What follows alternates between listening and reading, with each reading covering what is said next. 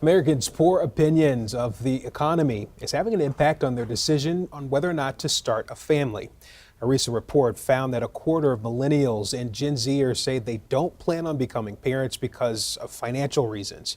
Dan Casey from Bridgewater Advisors is here with us with some tips for people who are trying to start maybe planning a family and also dealing with the issues in terms of finances lately, because it is rough. Thank you for being here. Thanks for having me. So a lot of people are having issues in terms of whether or not they start a family because it's so expensive.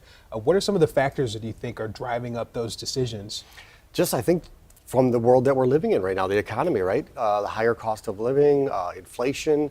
I think people are realizing, it's a little bit more expensive than we thought to live. And to bring a child into this, especially if you have to pay for daycare, it's just super expensive. So, and I think people get, right now with the internet, of course, there's so much information out there, which is awesome.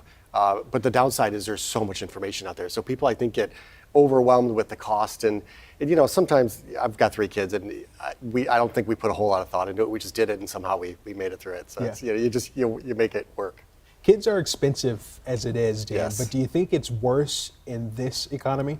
I do, yeah. So, and again, it's just with, I think, the higher cost of living and the inflation, and you go to the grocery store, we all see it, we all feel it. So I think that's really, and especially when you throw in the mix, you got to buy diapers and all that goes along with childcare, that I think it really starts to overwhelm people, and they're thinking like, maybe we should just wait. Yeah, we actually ran a story last week about 2 friends who decided to get a home together because otherwise they couldn't afford it and they didn't want to keep renting. Interesting, yeah. So do you think that this is kind of changing the landscape of social norms and what we saw in the past, because everything really is so expensive? Yes, and probably like maybe the trend of waiting until you're older to have children, until maybe your career is more set.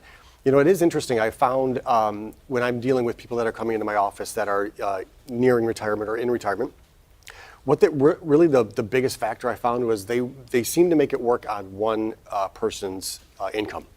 So assuming both, we're working, if you can make it on one income, then you can certainly have children and it shouldn't affect you. And then when the children grow up and go into school, and then one spouse goes back to work, you've proven that you can live on that, save all that money from that income, and people can retire earlier than they thought, and with a lot more money with using that philosophy. So it certainly helps if you're thinking of bringing children into the world to live on the one income. And speaking of saving, is that something you can do in terms of family planning? Just start putting money away beforehand? Absolutely, and if you can't do that, at least get all your credit card debt paid off. And we've talked countless times on that, right? And strategies to do that. Because if you're living, lean, then it shouldn't be, as big of an issue. But yeah, doing that, and then just again budgeting, knowing where your money's going, so you're not caught by surprise. And speaking of, there are a lot of people who are just kind of like, oh, okay, I guess we're having a kid. We got to figure this out. And you do, somehow you do. Right. So if you are planning, what does that look like in terms of putting money aside? Because like you said, with daycare and groceries, those things, it's going to start taking down what you have saved anyway. So yeah. Do you have to have a lot put away? So, again, it's budgeting and having a liquid amount of money that you can have access to. And I really do think you brought it up. Childcare is the big one, which is why I go back to if the one spouse, if you can live on the one income and the one spouse can stay at home with the children so that you don't have to do daycare, then obviously that's ideal. Not everybody can, but maybe that's when family and in-laws can come in and help and pitch. It takes a village, right? So. I think daycare is a big one, but other than that, you just somehow make it work. Yeah. Again, maybe less trips to Starbucks. Yeah.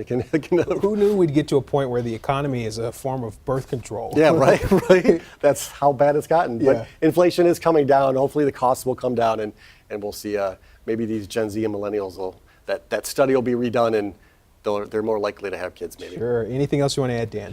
Just the Secure Act. This isn't talked very much about. That passed in 2020. 2022 allows people with newborns, and even if you're adopting, you can take $5,000 out of your retirement account. Not that I would always recommend this, penalty-free and income tax-free if you repay it.